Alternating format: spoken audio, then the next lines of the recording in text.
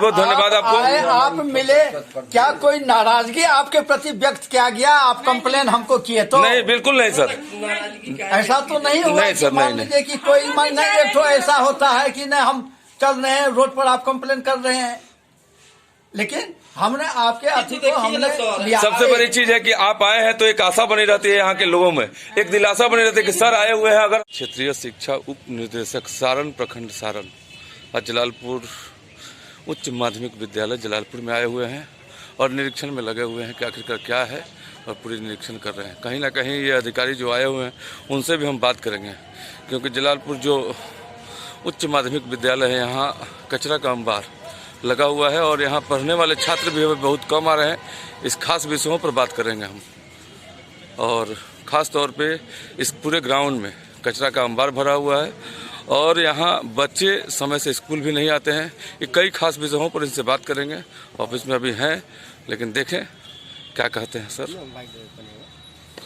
Sir एक चीज़ बताइए जी, आप जलालपुर बाजार और ये जो उच्च माध्यमिक विद्यालय है जी, इस विद्यालय में आप देख सकते हैं कि पहले जो छोड़ दीजिए, जो पहले शिष्य थे यहाँ पे, यहाँ बहुत सारे कम हैं। जी। तो क्या रीजन है सर यहाँ पे? देखिए, इस सिस्टम का दोष है जी, और बड़े पदाधिकारी आरडीडी साहब आए हुए हैं जी। कम से कम वो चेक करें कि इसमें कितने बच्चे अभी पढ़ रहे हैं और कितना शिक्षक अभी उपस्थित है, और बच्चे कम हैं तो इसका कारण क्या है, बच्चे कैसे इसमें आएंगे। और स्कूल के कैंपस के भीतर ये गंदगी का अंबारा लगा है, इसमें ये डीएम साहब से भी बात करें ना, ताकि एक जमाना था जो यहाँ 1600 विद्यार्थी पढ़ते थे और एक अकेला एक शिक्षक थे श्री चंद्रिका सिंह जी स्वर्गीय, उस पूरे विद्यालय कैंपस को साफ सुथरा रखते थे। जी। आज सरकार सारा ताकत लगा रही है, स्वच्छ अभियान चला रही है, शिक्षा का प्रचार प्रसार तेजी से हो रहा है, लेकिन स्कूल का भी बुरा हाल है। तो बढ़िया बात है जो आरडीडी साहब आए हुए हैं, वही बतलाएंगे कि वजह क्या है। जी बिल्कुल बिल्कुल, आपका उनसे भी हम बात करेंगे, क्योंकि सबसे बड़ी बात है कि जलालपुर प्रखंड में जो स्कूल है ये बहुत ही खास था। यहाँ इस स्कूल से पढ़कर निकले हुए बहुत सारे बच्चे हैं जो बड़े बड़े पद पर गए हैं। हाँ। और उसका स्थिति दिन प्रतिदिन खराब होते जा रहा है। आखिरकार क्यों? कारण गंदगी का भरमार क्यों भरते जा रहा है? यहाँ जो बच्चे पढ़ने आते थे उनकी संख्या क्यों कम? रजिस्टर पे तो संख्या है लेकिन आते नहीं है, कारण क्या है? बहुत सारे कारण है। देखिए यहाँ आरडीडी जो हमारे शिक्षा विभाग के अधिकारी पहुंचे हुए हैं, उनसे भी हम बात करेंगे। वो आखिरकार वो मीटिंग में है, निकलेंगे तो बात करेंगे। आप लोग क्या इसी स्कूल में पढ़ने वाले हैं? पास हो गए हैं। शिष्य तो यहाँ बहुत कम दिखते हैं, लेकिन खेलने वाले खिलाड़ी ज्यादा दिखते हैं। चलिए, धन्यवाद। और बच्चे को हम विद्यालय आने के लिए प्रेरित करें। ये सोशल एक वर्क के रूप में इसको लेना चाहिए जी, और समाज के हित में एक मुहिम चलाना चाहिए जिससे कि छात्रों की उपस्थिति सुनिश्चित किया जा सके। जी बिल्कुल। सर, आपसे एक रिक्वेस्ट है, जो छात्र अनुपस्थित है उनको साइकिल का योजना आपको 75% हाजिरी के बाद न देना है। जाली हाजिरी बंद हो जाए ना, सब बंद हाजिरी आ जाएगा। अरे हमको अपनी बात कर सर बोल जी, सर बोलिए। हम आपकी सारी समस्या हम समझ गए हैं। आप करना। दूसरी बात कि शिक्षक ट्यूशन करते हैं, कोचिंग करते हैं, स्कूल टाइम में, स्कूल टाइम में, अदर टाइम में करे कोई परेशानी नहीं है। अब सुन लीजिए, सुनना भी सीख। हमारे बच्चे यदि स्कूल आवर में स्कूल नहीं आकर के वो कोचिंग सेंटर में जाते हैं जी, मान लीजिए कि वो शिक्षक है, इसलिए मान लीजिए कि आपने चिन्हित किया। यदि कोई प्राइवेट कोचिंग संचालक वो अपना कोचिंग चलाता है, तो उनका वो कोचिंग कब चलेगा? जब हम बच्चे को वहाँ अनवांटेड टाइम में हम वहाँ उनको भेजते हैं। सबसे पहले तो मान लीजिए हमने क्या कहा कि हम गार्जियनों में, माता पिता में, बच्चों में ये जागरूकता लाना जरूरी है कि हमारा 10 से 4 बजे का जो टाइम है वो हमारा कितना मूल्यवान है और हमको इसका उपयोग कैसे करना चाहिए। 50% से तो नीचे गार्जियन इलिटरेट है। आपके सरकारी विद्यालय में जितना विद्यार्थी पढ़ने आते हैं वो अधिकतर दलित, शोषित, निरक्षर परिवार से है। हम वही करें, उन शोषित, दलित, निरक्षर जो हैं उनको प्रोत्साहित करने के लिए, उनको आगे हम अपने समानांतर में ले चलने के लिए हम लोगों की कोई जवाबदेही बनती है? वही जवाबदेही के तहत सर आपसे भी उसी जवाबदेही के तहत रिक्वेस्ट है कि जो शिक्षक आपके अंडर में है, अगर वो हाजिरी बनाकर जाकर प्राइवेट ट्यूशन चला रहे हैं तो उन पर तो कार्रवाई कीजिए। समझे, हम शिक्षक पर तो कार्रवाई कर देंगे, लेकिन हमारा जो सामाजिक परिवेश है उसको भी चेंज करना इसकी गारंटी बहुत जरूरी है, बहुत जरूरी है। सामाजिक परिवेश में हम माहौल बनाएंगे। आप जिस तरह से यहाँ के लोगों को खोजिए, सामाजिक लोगों को, वही आपको हर तरह से सहयोग करने के लिए तैयार है। वो कोई और नहीं है, वो आपके बच्चे हैं जिनको कि आप 10 बजे के और से लेकर के 4 बजे। जी तो सर आप भी सर बेहतर जानते हैं सर कि आज सरकारी विद्यालय में सरकारी शिक्षक का भी बच्चा नहीं पढ़ता है। अरे हम लोग सरकारी स्कूल का सबसे बड़ी बात है कि इसी स्कूल से हम लोग पढ़े हुए हैं। इसी स्कूल से हमें पढ़े। नंदजीत तिवारी हेडमास्टर थे, तब तक का पीरियड है, आज इसको कर दिखलाइए। आप कर सकते हैं, आप अगर चाह दीजिएगा तो हो सकता है। आप लोगों को आश्वस्त करते हैं, लेकिन इनमें सिर्फ आक्रोश, द्वेष और प्रतिशोध नहीं सर, बिल्कुल द्वेष नहीं है सर, ये आपसे रिक्वेस्ट है।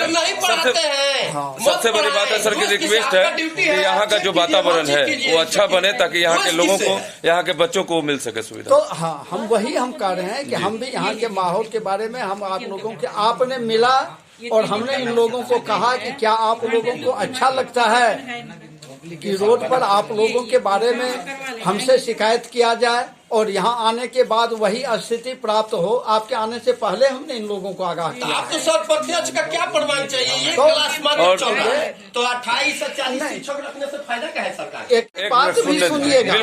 बिल्कुल बोलिए सर। अब सबसे पहली बात कि अभी 10th क्लास और 12th क्लास जी, ये दोनों सेंटर खुल चुका है जी।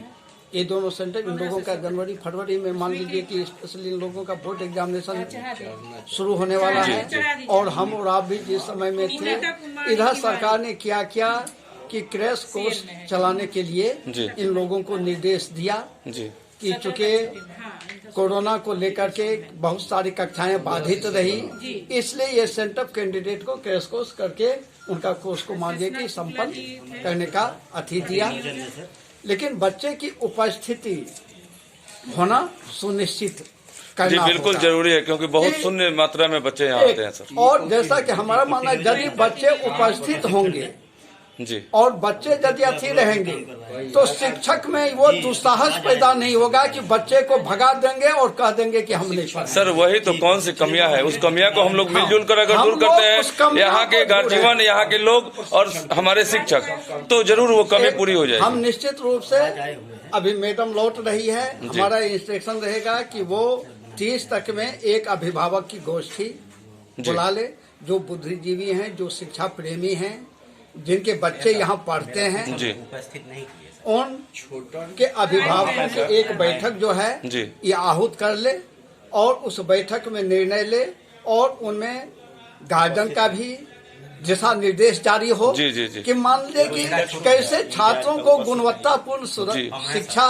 दिया जा सके विद्यालय के द्वारा या अंदर कोचिंग, मान लीजिए कि बाहर में कोचिंग, और वैसे कोचिंग सेंटर को भी चिन्हित किया जाए जी। बिल्कुल प्रधानाध्यापक के द्वारा चिन्हित किया जाए कि कहाँ हमारे मान लीजिए कि एरिया में कहाँ कोचिंग संचालित होता है और कोचिंग के संचालक कौन है, क्या वो रजिस्टर्ड हैं या अनरजिस्टर्ड हैं।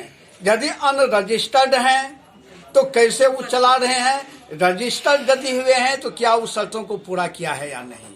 चलिए बहुत बहुत धन्यवाद सर। सबसे बड़ी बात है कि बैठक को हम सुनिश्चित करा देते हैं और ये 30-31 दिसंबर तक में गार्जियन की बैठक करके उनमें जितने भी शिक्षा प्रेमी या मान लीजिए कि जो सुधार के लिए आवश्यक सुधार दे सकते हों, उनके साथ एक बैठक आहूत कर लिया जाएगा और उसमें जो निर्णय होगा उस निर्णय को हम कहेंगे कि लिया गया जो निर्णय है उनको आप एक्टिवेट धातर पर लाने के लिए। बहुत बहुत धन्यवाद सर इस बात को बताने के लिए। और गंदगी का अंबार लगा हुआ है सर, इस पे अगर दो बात कहते कि कैसे में आकर के यहाँ application क्योंकि ग्राउंड के अंदर वाला जो हिस्सा है ये स्कूल का हिस्सा है, अगर उसमें उतना ज्यादा गंदगी है तो कारण क्या है सर? देखिए अभी तो नहीं आई है, इनमें हम दो चार बातें हम जानना चाहते हैं जी। कि सबसे पहले कि ये जो विद्यालय जो है जी इस्टेब्लिशमेंट जब विद्यालय हुआ तो इनके पास में कितने पहले जमीन है, जी जमीन का रिक्वायरमेंट जी। क्या है, और उस जमीन में कितने जमीन में मान लीजिए कि हमारा विद्यालय कैंपस है, कितना प्ले ग्राउंड है जी और इनके अलावे हमारे पास में कितनी जमीन एक्स्ट्रा है या नहीं है। जी, दो जी, ही जी। अवस्था हो सकती जी, है जी, जी। कि इनको प्ले ग्राउंड को और कैंपस को छोड़ करके जमीन हो भी सकता है, नहीं भी हो सकता है। जी। यदि इन दोनों को छोड़ करके अन्य और कहीं जमीन है, उस जमीन का स्टेटस क्या है, उस जमीन की क्या स्थिति है, क्या जमीन विद्यालय के कब्जे में है या विद्यालय के कब्जे से बाहर। यदि विद्यालय के कब्जे में वो जमीन है तो विद्यालय उस पर क्या कर रहा है। चलिए क्या बहुत वो जमीन- अच्छी बात है सर, आपने पूरी पहल पर बातें की है और धन्यवाद आपको। और एक मिनट एक बार मीटिंग में भी बात हुआ था, उस समय भी जिस समय विधायक जी मैं उपस्थित नहीं थी उस दिन। तो उस समय हेडमास्टर रीता जी हैं। अच्छा जी, वो थे, बोलिए। वो बात बोले थे कि गंदगी हम लोग जरूर यहाँ से दूर करेंगे और बच्चे जैसे आए उस पर भी खास बात हुआ था। उस समय मीटिंग भी हुआ था, विधायक जी आए थे, काफी भीड़ लगा था, सभी सर थे वहाँ पे, लेकिन अभी भी उसमें थोड़ा सा सुधार नहीं आया है। आप लोग टोटल यहाँ सर हैं, उस दिन भी थे आप लोग। जी बिल्कुल, अगर आप लोग कभी खोजे तो सही, किसी चीज में आप लोग बुलाइए, अगर यहाँ के लोग नहीं साथ देते हैं तो बोलिए सर। और सर आप बहुत बहुत धन्यवाद आए, आपको। आप मिले, क्या कोई नाराजगी आपके प्रति व्यक्त किया गया? आप कंप्लेन हमको किए तो नहीं बिल्कुल नहीं सर, ऐसा तो नहीं हुआ नहीं कि सर, मान नहीं, लीजिए कि कोई नहीं, एक तो ऐसा होता है कि नहीं हम चल रहे हैं रोड पर, आप कंप्लेन कर रहे हैं, लेकिन हमने आपके अति को हमने लिया। सबसे बड़ी चीज है कि आप आए हैं तो एक आशा बनी रहती है यहाँ के लोगों में, एक दिलासा बनी रहती है कि सर आए हुए हैं, अगर हम कहते हैं तो काम अच्छा होगा, बेहतर होगा, इसलिए सर नहीं, निश्चित रूप से सुधार होगा और उसमें कोई अति नहीं है कि सुधार होगा।